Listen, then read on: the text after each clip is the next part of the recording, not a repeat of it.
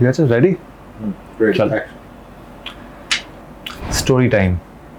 Let's take it back 10 years and tell you the journey when I first started lifting. A couple of years in, I started looking up to my idols at that time. Steve Cook, Jeff Side, David Lade. I used to look at all of them and be so fascinated. They all had one thing in common. They were all sponsored athletes. Ki khobor? Welcome back to the channel. This is me, Rangeet. Today, I'm going to tell you the journey and story of how I got sponsored and then what I did wrong, that I lost my sponsorship. So guys watching, athletes watching, and people who go to the gym watching, if you want to get sponsored one day and that sponsorship does come your way, what not to do that I did and lose that sponsorship. So let's get right into it. I think I was around 16 when I bought my first ever supplements, taking out so much money to buy supplements every single month. That was a big expense. I used to look at all these athletes on YouTube, on Instagram. They all got their stacks, they all had their promo codes. It all looked so cool. A few years down the line, constant hard work, working. It was December of last year that I finally received my first supplement sponsorship. I'm now officially a one-way sponsored athlete. All the terms and conditions aligned well with me.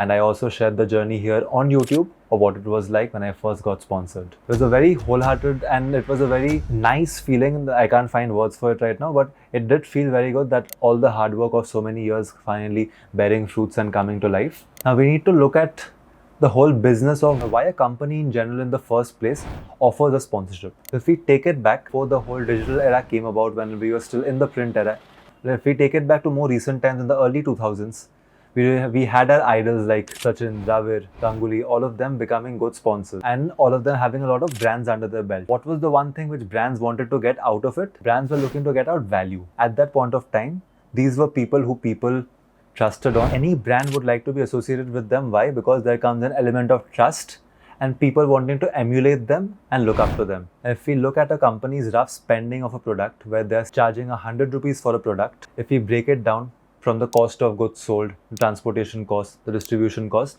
a company also accounts for its marketing cost. If a company is selling a good for 100 rupees and it has a net profit of around 10 to 15 rupees on that, it would also keep aside a marketing cost of 8 to 10 rupees, which would go on acquiring these athletes, brand deals, providing ads for them, and running these ads on different channels and platforms. While the era in today's day and age, in the 2020s, has absolutely changed and transformed with the advent of Facebook, Instagram, and YouTube, but the metrics still always remain the same of what a brand is actually looking to get out of its marketing and ad budget. These days, you won't see so many billboards and posters of your favorite influencers all around. They are still the trusted faces, but one more economy that has been booming is the creator economy, with the constant inflow of creators coming about, especially in the post-pandemic era, and the kind of spending that has been going on by brands into getting these influencers and getting these creators on board, because the values still always remain the same, that these people who have a large following, people entrust their trust and faith on them, and with the so-called following that they have, people will try to emulate what the products they're consuming, the clothes they're wearing, and the brands they are showing off. It only makes sense for a brand to stick to and associate long-term with an individual or a creator from which they generate consistent flow of returns. So now that we have out of the way, we know what a brand is looking to get once they offer a sponsorship or once they offer a brand deal. We have a better understanding as to why these brands reach out to you in the first place. Now, if you're somebody on Instagram who has a decent amount of following, I'm not somebody who has a huge amount of followers, but I do have friends who do this for a living full time.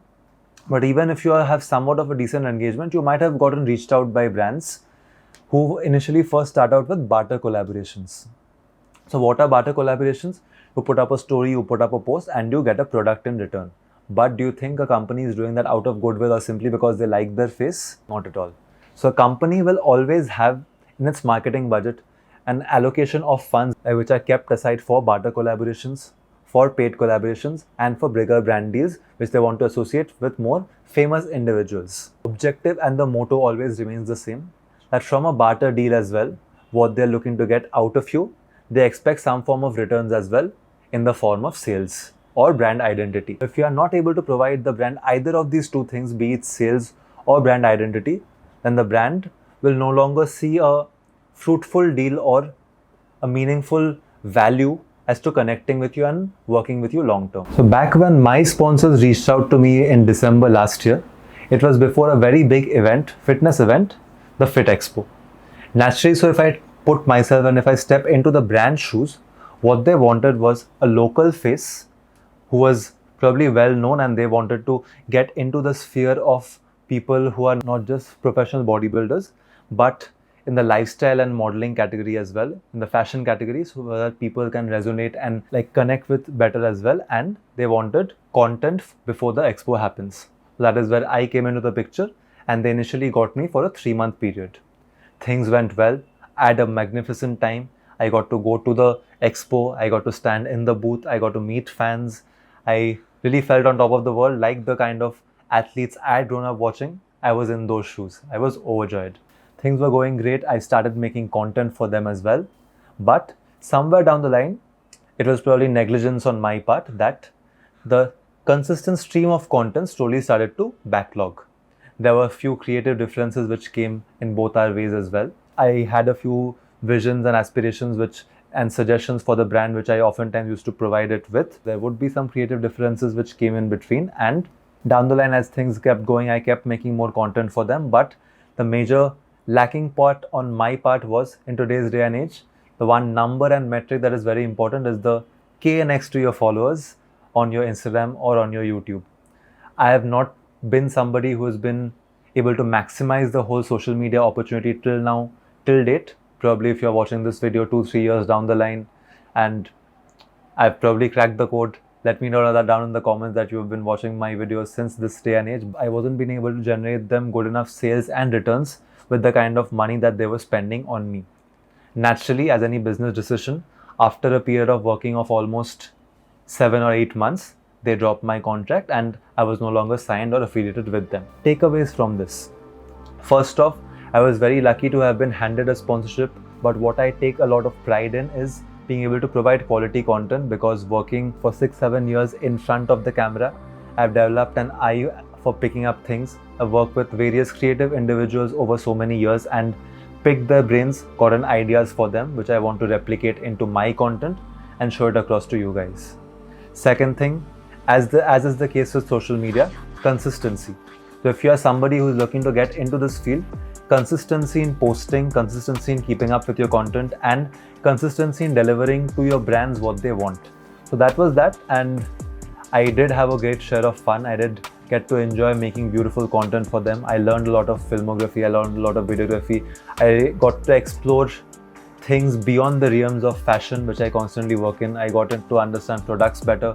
I used to get samples of their new products. I used to get a lot of free supplements. That was always an added bonus. And going forward down the line, I would always keep these learnings close to me, and hopefully in future, if I get to work with some other food supplement brand, I would try to inculcate my learnings into that and eventually grow this whole brand and partnership that we are entrusting each other upon.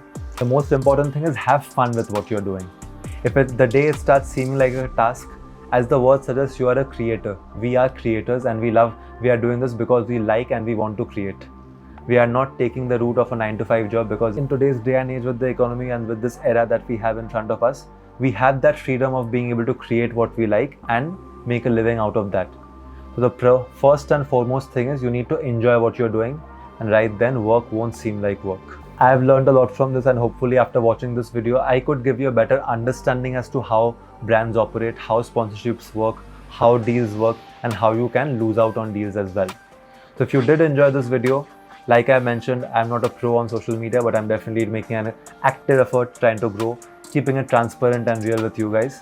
There was no script for this video here today. It's just me sitting in front of the camera and talking my heart out, talking about how I feel and what is going on in my mind. And if you want to see more of such videos where it's unscripted, just me speaking in front of the camera and sharing my thoughts, let me know down in the comments below, especially what you want to see more of. We're all trying to grow together, so I'll drop in my Instagram here as well. Do give me a follow on Instagram. I share out workout content, fashion and lifestyle content there as well. I'll try to be more regular with my YouTube as well. So if you did enjoy this video, leave a like down below. We have in our makeshift setup that we have here at home, and with our production skills that we have, we are trying out our best to give you the best quality content out there. So one like from you would really mean the world. Comment down below if there's any doubts or queries that you have about a sponsorship or a brand deal which you feel like I can help you out with.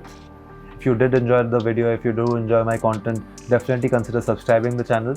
Turn on bell notifications. Until then, this is me, Rangeet, signing off. I'll see you in the next one.